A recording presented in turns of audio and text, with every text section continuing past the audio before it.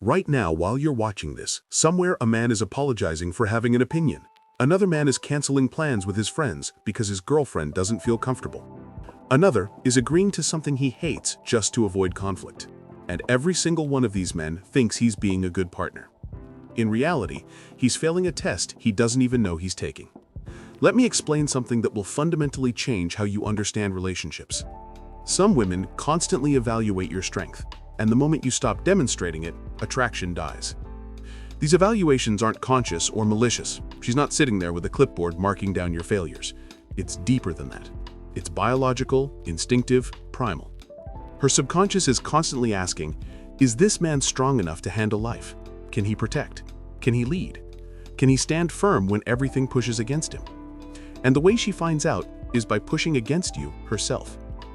Some women intentionally ask for things you don't want to do, not because they really want these things, but because they need to know if you can say no. She suggests dinner with her annoying friends for the third weekend in a row. She wants you to skip the gym to watch reality TV. She asks you to cancel your poker night because she's lonely. These aren't real requests, they're tests of your backbone. I had a client whose girlfriend would constantly suggest expensive restaurants they couldn't afford. He'd go, stress about money, put it on credit cards. She'd seem happy during dinner, but distant afterwards. When he finally said, "We can't afford this, let's cook at home," her entire energy changed. She became more affectionate, more attracted, more invested.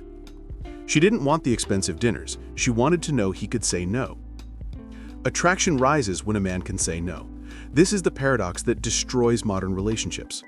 Men think being agreeable, accommodating, and flexible makes them good partners. But agreeability isn't attractive. It's comfortable, safe, predictable, and boring. Some women would rather fight with a man who stands his ground than relax with one who always gives in. The ability to decline demands signals something profound. It says you have your own life, your own priorities, your own identity. This says you're not desperate for approval. It says you're choosing to be with her, not needing to be with her. And choice, real choice that could go either way, is incredibly attractive.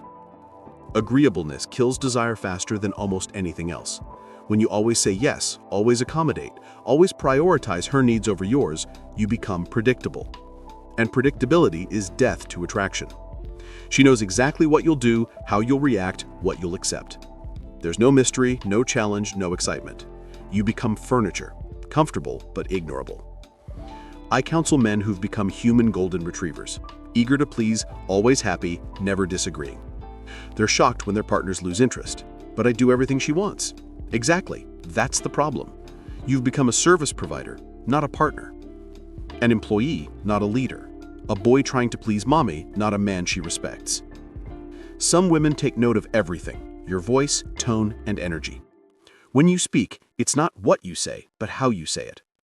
You can set a boundary with perfect logical explanation, but if your voice wavers, if your eyes dart away, if your body language screams discomfort, she knows you don't really mean it. The words are worthless without the energy behind them. A client told his girlfriend he needed Thursday nights for himself, explained it perfectly, need personal time and mental health, maintain friendships. But he said it like he was asking permission. Voice went up at the end like a question. She agreed verbally, but tested it immediately. "Can you skip just this Thursday?" He folded instantly. The boundary wasn't real because the energy wasn't there. Politeness can hide a lack of personal power. Men who are overly mannered, always proper, constantly worried about offending. They're not being civilized, they're being castrated. Years of school teaching you to sit still, be quiet, raise your hand. Years of HR departments warning about being problematic. Years of social conditioning to be nice above all else. It strips away the raw masculine edge. The modern workplace especially destroys masculine energy. Consensus building, collaboration, avoiding conflict, emotional intelligence workshops. These might make you a good employee, but they make you a terrible romantic partner. Some women don't want a man who speaks in corporate buzzwords and always seeks compromise. They want someone real, raw, unfiltered. Some women read social cues with extraordinary speed. Within seconds of meeting you, she knows if you're genuine or performing. She can sense if you're speaking from your core or from a script. She can feel if you're a man who knows himself or one who's still asking for permission to exist. This isn't conscious analysis, it's instantaneous recognition. The micro-expressions give you away. The slight hesitation before disagreeing. The way you look around to see who's listening. The nervous laugh after stating an opinion. The quick backtrack when someone frowns. She sees it all, catalogs it, and makes her assessment. Leader or follower, protector or protected, masculine or neutered. Real boundaries are shown in the moment, not explained in therapy speak. Authentic limits aren't "I feel uncomfortable when you" statements. They're immediate, decisive reactions. She disrespects you in public, you leave. She crosses a line, you call it out instantly. No committee meeting, no processing, no negotiation. The boundary is the immediate consequence. I watched a couple at a restaurant. She was being nasty, criticizing everything about him. He sat there taking it. Then she said something about his mother. He stood up, put money on the table, and walked out. No drama, no explanation, just action. She chased him to the parking lot, apologizing profusely. They're still together. She never disrespected him publicly again. Saying no always carries risk, and that's exactly why it works. Every refusal could lead to an argument. Every boundary might cause her to leave. Every time you stand firm, you risk losing her. But that risk is precisely what makes it attractive. It demonstrates you value something more than her approval, yourself. High-value men don't fear disagreement. They don't need everyone to like them. They don't require constant validation. They speak their truth whether it's popular or not.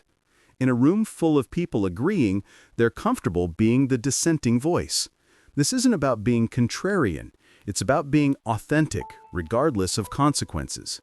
A successful entrepreneur I know was dating a woman who constantly tested boundaries, wanted him to fire his female assistant, wanted access to his phone, wanted him to stop seeing certain friends. He said no to all of it. She threatened to leave multiple times. He said, "I'll miss you, but I won't change who I am." She never left. She became more attracted. Attractive men hold a primal presence that modern society tries to eliminate. This isn't about being rude, aggressive, or domineering. It's about being rooted so deeply in who you are that external pressure doesn't move you. It's the energy of a man who knows his worth, knows his direction, and won't be deterred by anyone's disapproval. This presence terrifies weak people and magnetizes strong ones. Some women are drawn to men they can't control, can't manipulate, can't reshape. The very fact that you won't bend to their will makes them want you more. It's counterintuitive to everything modern dating advice teaches, but it's observable reality. Some women trust men who lead themselves before trying to lead others. If you can't say no to her, how can she trust you to say no to others? If you fold under her pressure, what happens when life applies real pressure? If you can't stand up to her, how can you stand up for her? Leadership starts with self-leadership.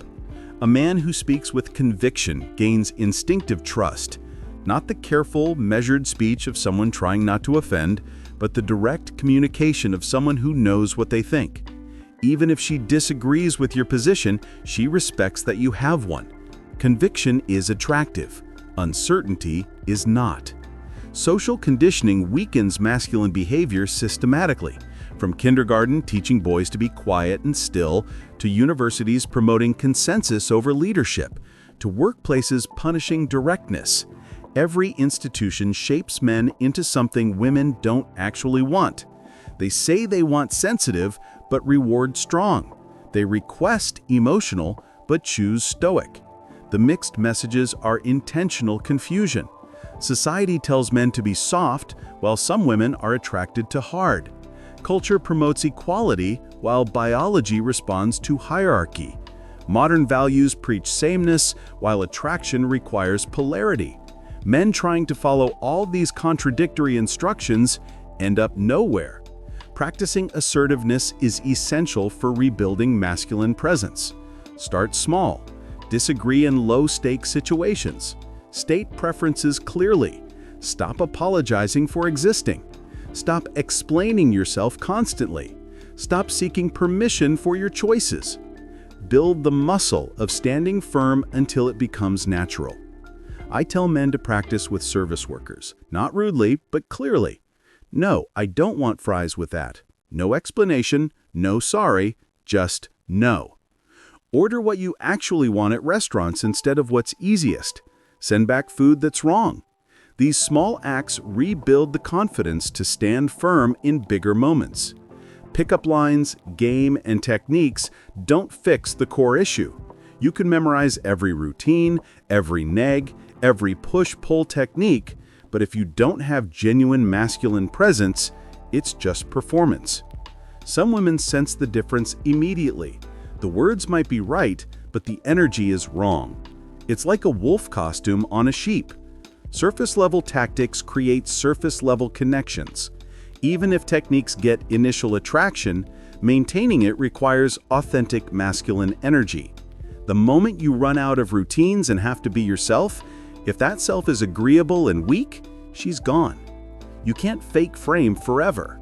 Attraction depends on the man's internal foundation, not external strategies. Your success with women improves dramatically when you stop prioritizing their approval, when you stop needing them to like you, when you stop fearing their rejection, when your validation comes from living according to your values, not their reactions. This internal shift changes everything.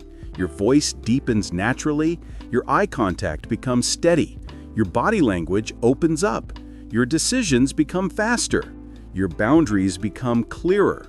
You stop asking, "Is this okay?" and start stating, "This is what's happening." Some women stay attracted when they know you can walk away. Not threatening to leave, not ultimatums, but genuine ability to leave if necessary. This isn't holding the relationship hostage. It's having standards that matter more than being in a relationship. It's choosing to stay rather than needing to stay. The most powerful position in any relationship is being willing to lose it. When she knows you'd rather be alone than disrespected, she respects you. When she knows you'd leave rather than compromise your values, she values you. When she knows you choose her daily rather than need her, she chooses you back. Mastery of relationships requires mastering male presence consistently, not sometimes strong, sometimes weak.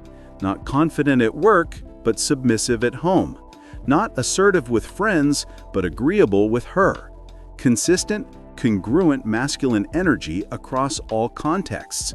This is what separates men who maintain attraction from those who lose it. The testing never fully stops. Even in great relationships, there are moments where she pushes against your boundaries. Not maliciously, but instinctively. She needs to know you're still the man she chose, that life hasn't softened you, that you haven't become complacent. The test is eternal, and passing it is what keeps attraction alive. I see marriages where men stop standing firm years ago. They say yes to everything, avoid all conflict, prioritize peace over principle. Their wives look at them with barely concealed contempt. These men think they're being good husbands. They're actually being roommates their wives no longer respect or desire. The sexual dynamic reveals everything. Couples where the man maintains frame have active intimacy. Where he's become agreeable, sex becomes a reward system or disappears entirely. She can't desire someone she doesn't respect. She can't respect someone who doesn't respect himself enough to say no. Some modern men have been programmed to see masculine energy as toxic. They've been told standing firm is stubborn, having boundaries as controlling, saying no is selfish. So they suppress every masculine instinct, then wonder why their relationships lack passion. You can't kill your masculine energy and expect feminine energy to be attracted to what's left. The pendulum swung too far from genuinely toxic behavior to labeling all masculine behavior as toxic, from addressing real problems to creating new ones. Now men are afraid to be men, and some women are frustrated that men aren't men. The very qualities some women say they hate are often the ones they're attracted to. I counsel couples where the woman literally begs the man to be a man, to make decisions, to stop asking permission, to take charge. But years of conditioning have made him afraid. He's been punished for masculine behavior so long that he's forgotten how to access it. The relationship becomes a frustrating dance of her pushing for leadership while he refuses to lead. The biological programming doesn't care about modern sensibilities. Millions of years of evolution don't disappear because of 50 years of social progress. At a primal level, some women are attracted to strength, leadership, and protection. These aren't social constructs. They're biological imperatives that ensured survival. This doesn't mean being a caveman or disrespecting women. It means understanding that attraction operates on ancient software. Respect her as an equal human while maintaining masculine polarity. Be kind without being weak. Be considerate without being spineless. Be loving without being submissive. The men who understand this balance succeed in relationships. They treat partners with respect while maintaining their own boundaries. They're supportive without sacrificing themselves. They're emotionally available without being emotional doormats. They found the sweet spot between a pushover and a domineering. Let me give you specific examples of passing these tests. She wants you to skip your workout. No, but I'll see you after. She doesn't like your friend. I understand your concern, but he's my friend and that won't change. She wants access to your phone. My phone is private. If you don't trust me, we have bigger issues. Notice none of these responses are mean or dismissive. They're just firm. You're not attacking her for asking. You're not getting defensive.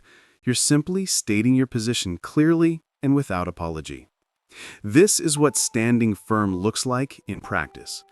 The delivery matters as much as the message. Same words said differently have opposite effects. No with anger sounds aggressive. No with fear sounds weak. No with calm confidence sounds attractive. Practice saying no without emotion, without explanation, without justification. Just no. Some women will escalate when you first start standing firm. If you've been agreeable for years, suddenly having boundaries triggers extinction burst behavior. She'll test harder, push more, create bigger drama. This is where most men fail.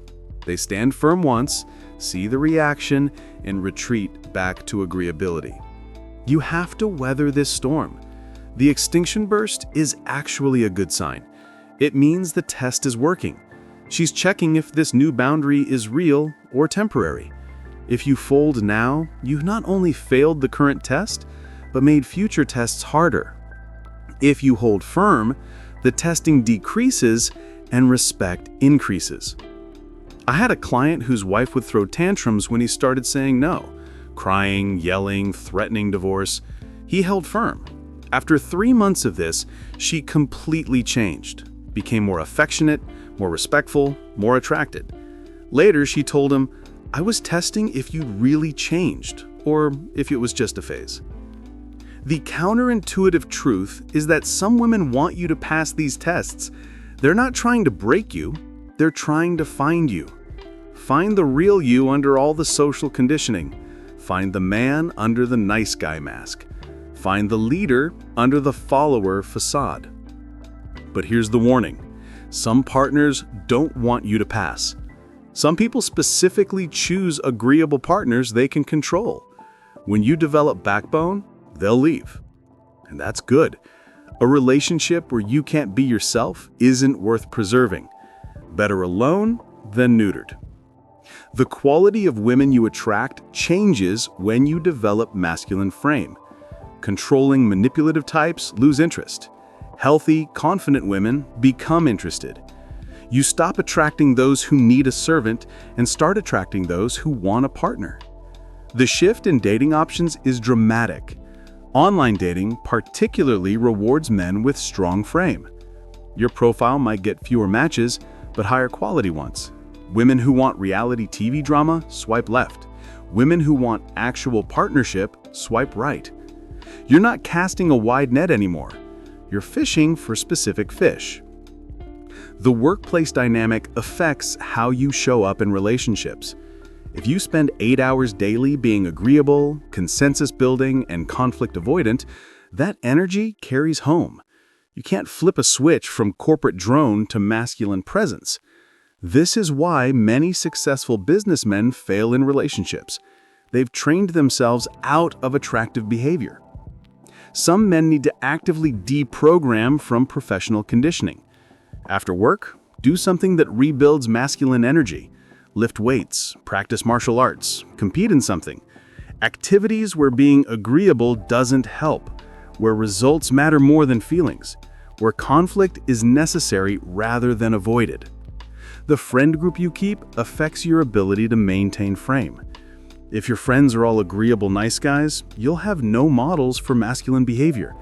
If they're all in relationships where they're clearly subordinate, that becomes normalized. Surround yourself with men who maintain their identity in relationships. I noticed men who maintain strong male friendships maintain better frame in relationships. They have somewhere to express unfiltered masculinity. They have accountability from other men. They have examples of different ways to be. The isolated man becomes the agreeable man because he has no reference point for anything else. Physical fitness directly correlates with ability to maintain frame. Not about being huge or ripped, but about the confidence that comes from physical capability. Knowing you can protect, provide, perform gives unconscious confidence that women detect. The gym isn't about vanity, it's about building the foundation of masculine presence. The way you handle small conflicts predicts how you'll handle big ones. If you can't say no to dessert you don't want, you can't say no to major boundary violations. If you apologize for having preferences, you'll apologize for having needs. Build strength in minor moments to have it for major ones. Some women test through comparison to other men. Sarah's husband bought her a car. Mike takes Ashley on monthly vacations. David always agrees with Jennifer. These aren't real requests. They're tests to see if you'll abandon your financial sense, your values, your identity to compete with other men for her approval. The response to comparison test is always the same. I'm not him. Simple, direct, undefended. You're not competing with other men for who can be the biggest pushover. You're being yourself, and she can take it or leave it. Usually, she'll take it and respect you more for not playing the game. Sexual initiation is a test disguised as rejection. She turns you down to see if you'll beg, pout, or get angry. The attractive response is indifference. Okay, I'll be in the garage. No drama, no negotiation, no emotional manipulation, just acceptance and redirection. This often leads to her initiating later. The money test is universal. Some partners constantly push financial boundaries, want things you can't afford, demand lifestyle upgrades, compare your provision to others. Men who maintain financial frame, regardless of emotional pressure, keep their money and their relationship eventually. I know millionaires whose wives respect them less than construction workers whose wives adore them. The difference? Frame. The millionaire who lets money requests control him becomes a walking ATM. The construction worker who maintains boundaries despite having less becomes a respected partner. Child rearing becomes a massive frame battle. She wants one approach, you want another. Most men defer to maternal instinct and become secondary parents in their own homes, then wonder why their wives see them as another child rather than a partner. Maintaining frame as a father means having equal say in raising your children. Social media creates new tests modern men aren't prepared for. She posts relationship complaints to get validation from strangers. She shares private moments for likes. She creates narratives about your relationship for public consumption. Men with frame set clear boundaries about digital privacy. Men without frame become characters in her online story. The emotional manipulation test is subtle but devastating. Some partners use tears, anger, or silent treatment to control behavior. They've learned that emotional displays get results. Men with frame recognize manipulation and don't reward it. The tears don't change the boundary, the anger doesn't create compliance, the silence doesn't generate pursuit. I tell men to watch for emotional patterns. Does she get upset right when you're about to see friends? Does she start fights before your hobbies? Does she feel sick when you have plans? These aren't coincidences. they're control mechanisms. Maintaining frame means following through with your plans regardless of the emotional weather. The family integration test reveals frame quickly. Her family tries to control your relationship. Her mother has opinions about everything. Her sisters judge your decisions. Men with frame politely but firmly establish that her family doesn't run your relationship. Men without frame become managed by committee. Career decisions become frame tests. She wants you to take the safer job. She wants you to work less. She wants you to work more. She has opinions about your professional choices based on how they affect her. Maintaining frame means making career decisions based on your goals, not her anxiety. The social circle test is constant. She doesn't like certain friends. She wants to control where you go, who you see, what you do. Some men slowly sacrifice their entire social life for relationship peace, then wonder why they feel trapped and resentful. Maintaining friendships despite disapproval is essential frame maintenance. The hobby elimination test is gradual but devastating. First, it's you spend too much time on it. Then it's expensive. Then it's immature. Slowly, everything you enjoyed before her becomes a problem. Men with frame keep their hobbies. Men without frame become hollow shells of their former selves. Travel and vacation become frame battlegrounds. She wants specific destinations, particular hotels, certain activities. Your preferences become secondary to her Instagram vision. Men with frame contribute equally to travel planning. Men without frame become photographers for her social media fantasy. The communication style test is ongoing. She wants you to talk more, share more, be more emotional, but when you do, she loses attraction. Because what she really wants is for you to communicate like her while remaining fundamentally different from her. Maintain your natural communication style